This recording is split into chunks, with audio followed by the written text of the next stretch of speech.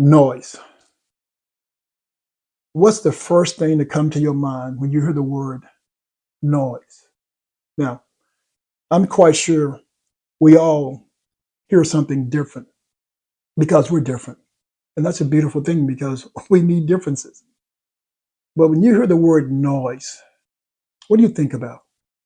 Let me give an example. When I hear the word noise, the first thing that comes to my mind is traffic. Yes, traffic. And maybe it's because I worked in transportation for so many years, but I can just hear the screeching of the tires on the freeway. I can hear the ambulance with all their sirens going on running down the freeway. I can hear the police and all that noise they make as they're chasing someone or going to an accident. But I hear that kind of noise in my head. I can hear the sounds of the 18 wheelers on the freeway and you in your little SUV, your car. I can hear the delivery service people. You can just hear all these sounds that's coming from the freeway. And so traffic is in my head. I just hear traffic when I hear noise. And see, you heard something totally different. And I get that. I told you. That's why it's so beautiful because we hear things differently. We see things differently. Everyone wants to be heard. God speaks and you never see him. We speak only to be seen. Let me say it again. God speaks and you never see him. We speak only to be seen. I'll call that a disconnect. That God never wants to be seen. He's never out in front because he's God. But we can't help ourselves. We want to be seen. We want someone to see us, acknowledge us. Have you ever used your voice in the background? Have you ever took a back seat and let someone else shine? Have you ever allowed someone else to receive a blessing, if you will? I mean, you did all the work, but you push someone else out in front. Have you ever let someone else get the credit for something that you're doing? Let someone else get the recognition. Let someone else get the applause, if you will. Have you ever held your peace, just rested in someone else's season of joy? Let me ask you this way. Could you become an anonymous donor? Someone who's behind the scene, who gave to a school, gave to a family, but no one knows it. Could you be a ghostwriter? You wrote a book, you wrote a play, and no one knows that it's you. And you're sitting right there in the audience watching the play with everyone else. Or could you have an alias where you've done something, but your name is not on it? It's a fake name. It's a name that you use, to not let people understand who you are. Or do you thirst for all the noise? Do you thirst for all the recognition? Are you hungry for the glory? See, that's where most of us fall within that fine line of wanting the glory. And we know that all the glory belongs to God. That's what we say anyway, right? I'm back in the marketplace well, hold up, let me rephrase that. I'm looking for a car. So I'm back in the market looking for a new car. And that's stressful. I mean, I haven't done this in a long time, but that is so stressful. I dread spending my whole day at a dealership looking at several cars, trying to negotiate with some dealer who's went to training and he's trying to use his expertise on me, trying to sell me a car, all those techniques that they've taught him, and I'm okay with that. Then here comes all this paperwork that you must carefully read and you've got to sign, and I'm telling you, to me, that just sounds like noise. All that transaction, that's noise to me. The best thing to me about going to a dealership, looking at a car, is just looking at it. All the beauty it possesses, just sitting there motionless on the sales room floor. That's the best part for me, is looking at the showroom floor, looking at that car all polished up, clean, free of dings and dents that that's coming. I mean, as soon as you pull it out, as soon as you drive off the dealership lot, you know what's coming. And so here I am purchasing a car, and I drove off the dealership floor, and I'm distracted right away from all the sounds, all the bells and whistles inside this new car. I mean, there's so much to just entertain you. And so as I'm driving the new car, I'm trying to put it in reverse, and I can't put it in reverse because the car is telling me with this alert, all these sounds, all this noise. Here we go with this noise. It's telling me that you've got to put your seatbelt on first before the car will go into gear. Look at this. That's noise to me. I mean, I want to get in the car and go. I don't want you trying to tell me what to do. But all these lights just light up and all these beeping sounds alerting you that the seatbelt must be on before this car will go into gear. And then the gear is not on the column like it used to be. It's on the dashboard. It's got little push buttons and little knobs you turn. It's like, where did we come up with all this stuff? All these little gadgets. I mean, they're cute and all, but that's a lot of noise. All these little things, all these lights look like you're an astronaut sitting in your car. You've got the speedometer displayed through the windshield. As you drive in 55, 70, it just tells you right in front of you what the speed is. And it's like, man, it's cool in one sense, but at the same time, it's noisy. It's very busy. And if you're not careful, it can become stressful, especially with these selfless driving cars coming online. And I know most of you saying, I'm not going to be in that car. I get you. I get you. But progress must go on. I mean, change is inevitable. It's going to happen. But all these gadgets, this stuff is loud. It's noisy to me. It's screaming out at me. And then when you get that car payment, which is like a mortgage payment these days, I mean, that's a big scream. That's a big noise. That's a big sound coming at you. That's even more stress coming. When did car payments become mortgage payments?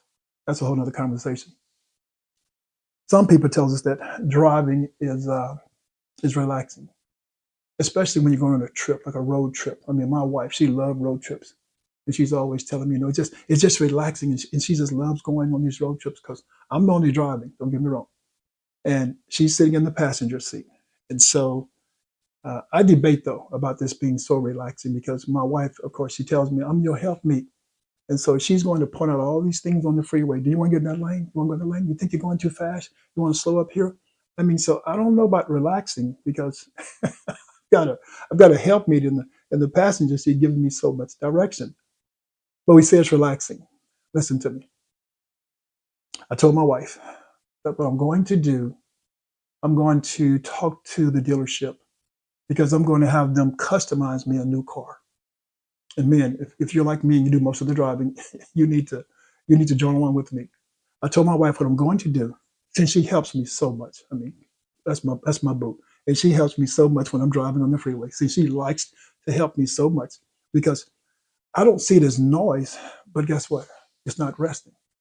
You see, when you're taking a road trip, you want to rest. And so if the passenger is not going to rest, then the driver's not going to rest. And so nobody's resting. No one's relaxing on this road trip.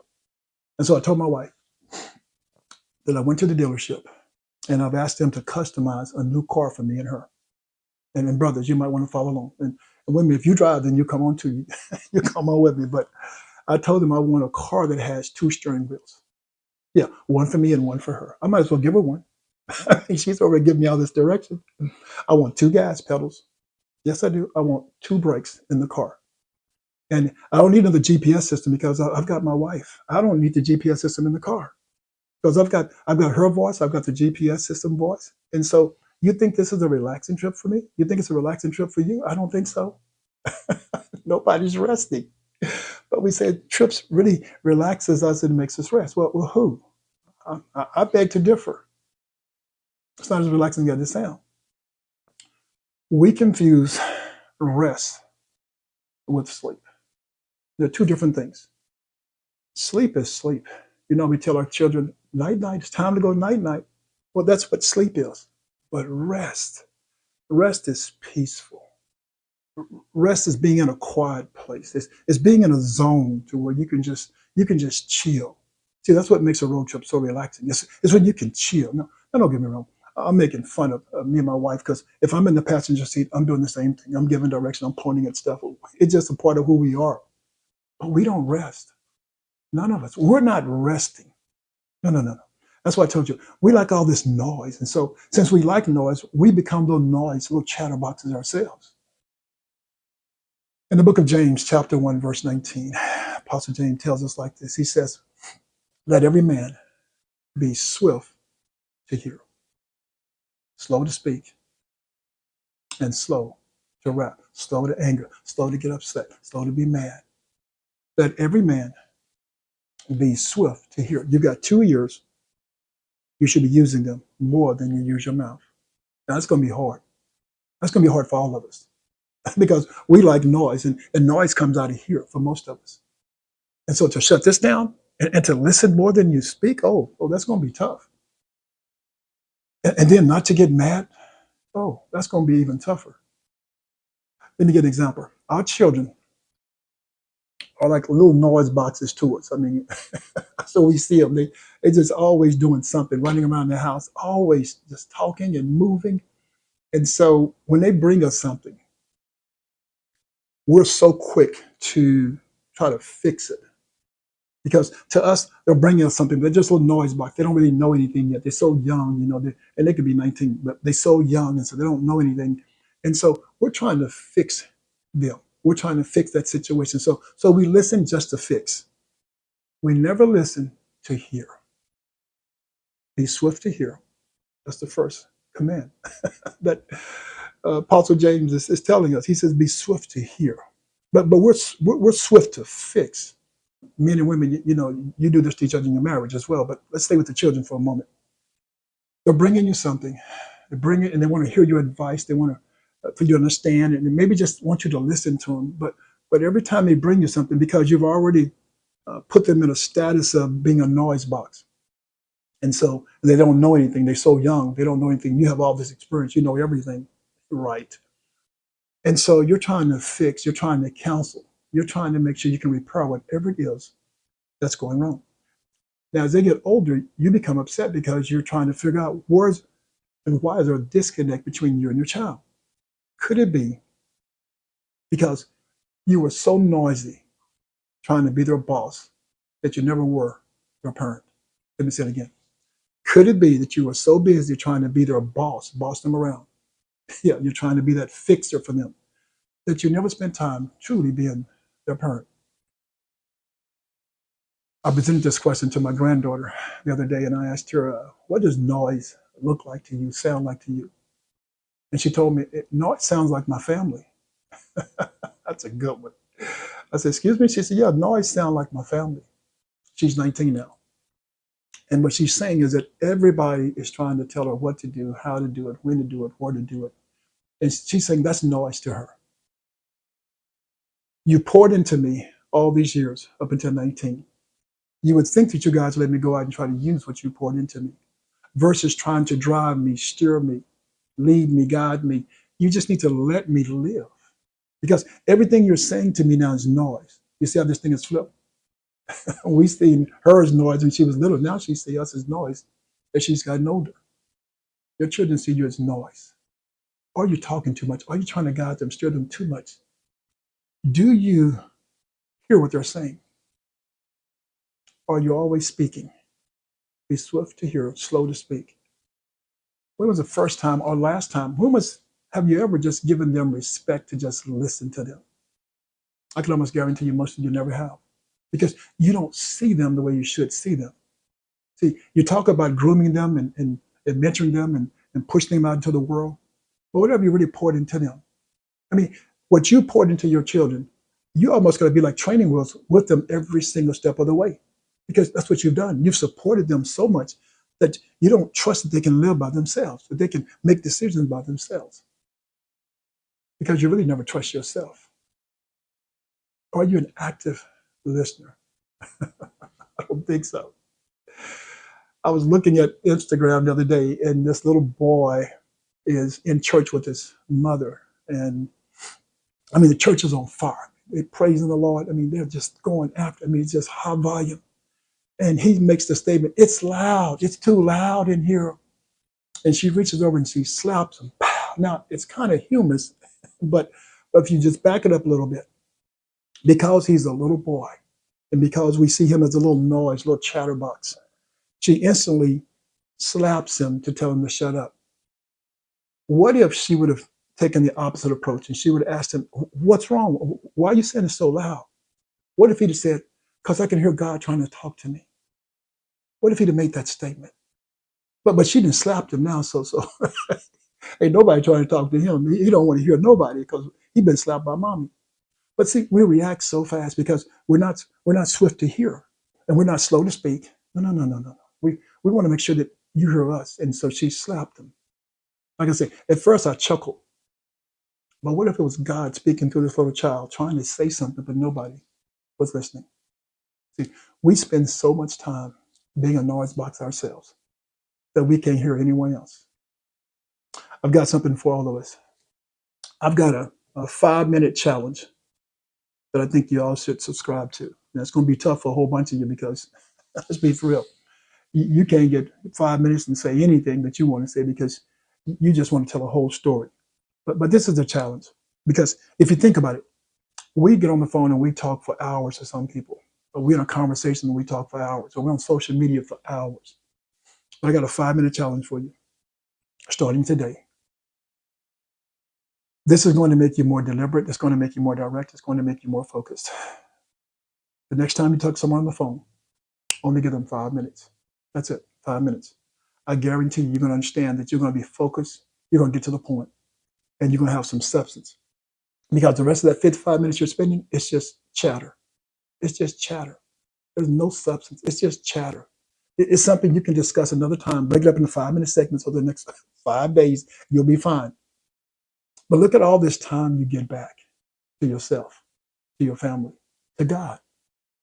Social media. Just spend 5 minutes on social media. I know it's going to be tough. I know we all are addicted. I know we all are.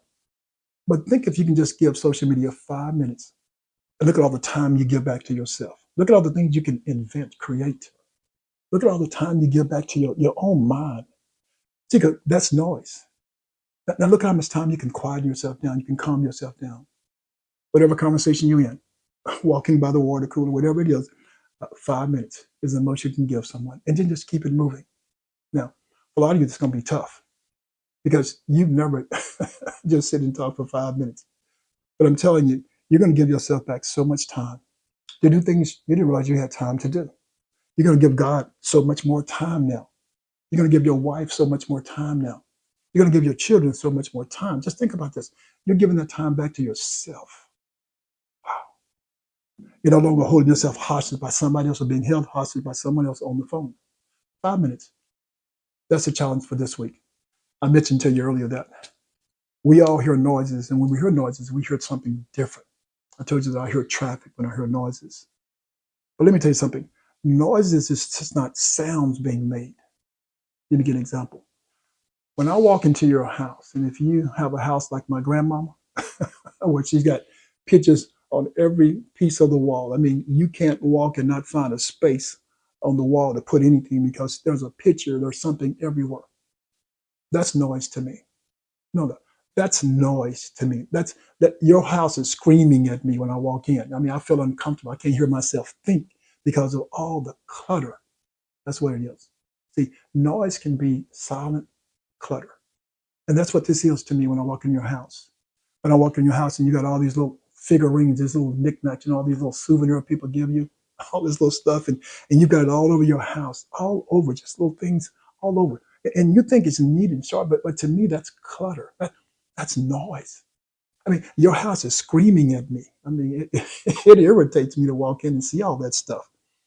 I happened to visit the famous Louvre Museum. They call it the Louvre Museum in Paris. And they had all these pictures, I mean, everywhere, all these statues everywhere. They're known for having the most art probably in the world. When I walked into that museum, all I could see was noise. It's too much. It's overwhelming. I mean, you've got the Mona Lisa sitting here and you got all these millions of pictures around her. I mean, shouldn't that just stand by itself? That's enough by itself. See, in my house, all I want is big pictures. Big bold pictures that make a big bold statement. That's it. Just one or two. That's all you need. I just want one big statue, if you will, or whatever little figurine, just one. Because to me, that makes a statement. And it probably tells you my personality. I don't like all that stuff. I don't like all that clutter because it's just so noisy.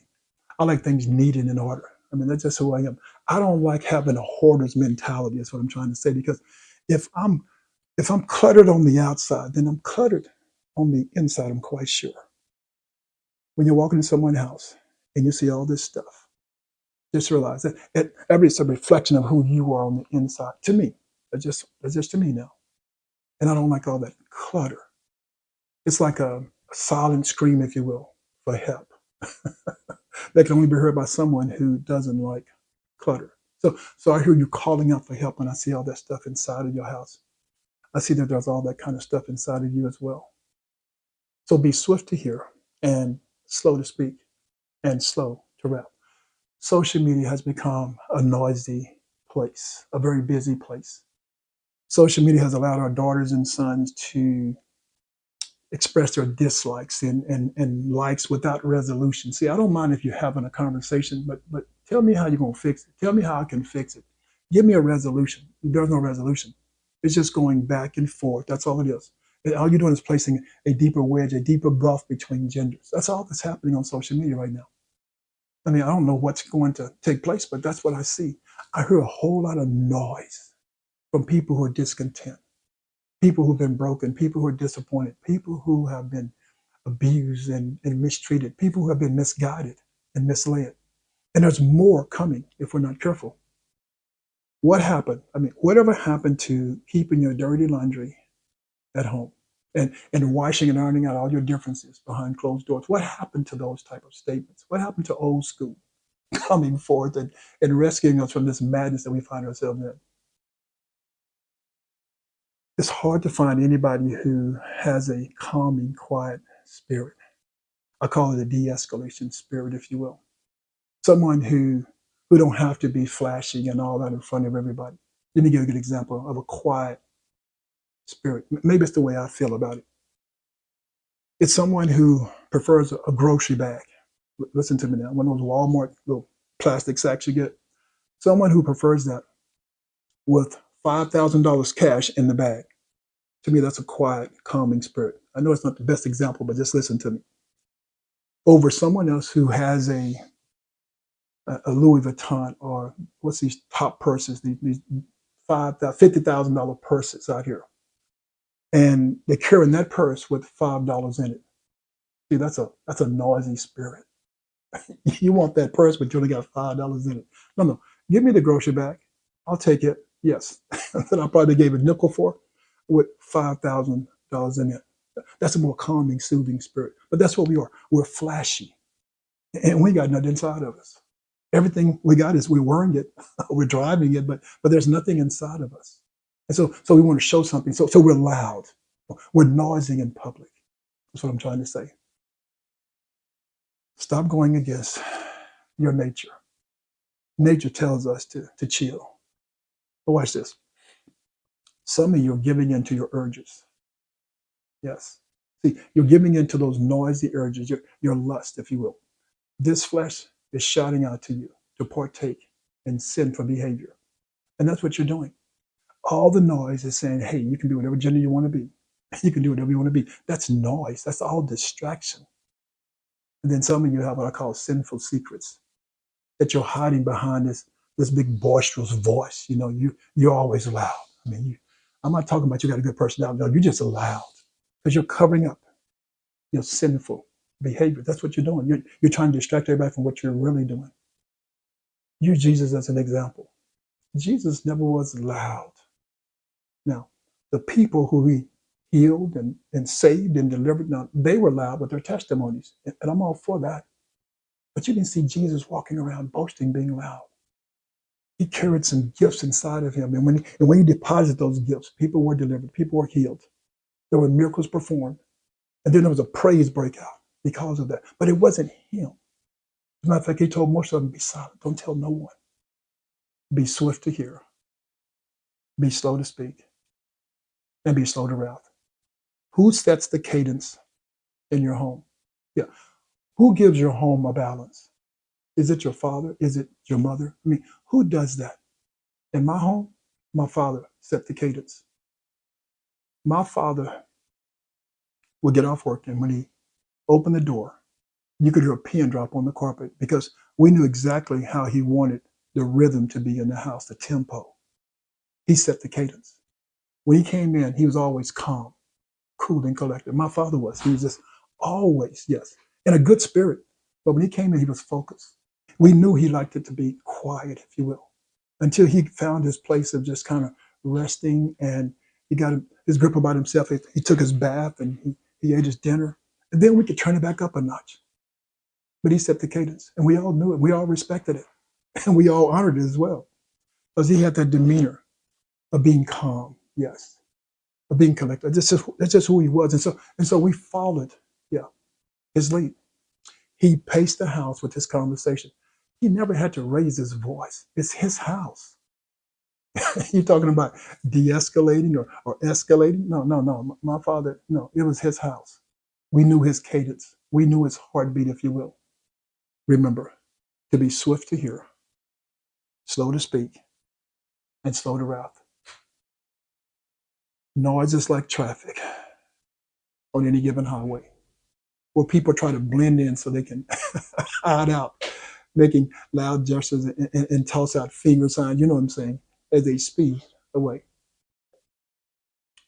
When you start exiting off the highway of all this noisy life and rest in the knowledge of the tree of life, as you confess that Jesus Christ is Lord, and as you believe in your heart that God has raised them from the dead, see, then you too shall be saved.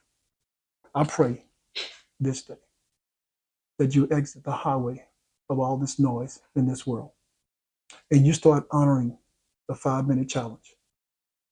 That no one gets more than 5 minutes with you, because your time is so precious for you, for God, and for your family. You be blessed and have a beautiful week.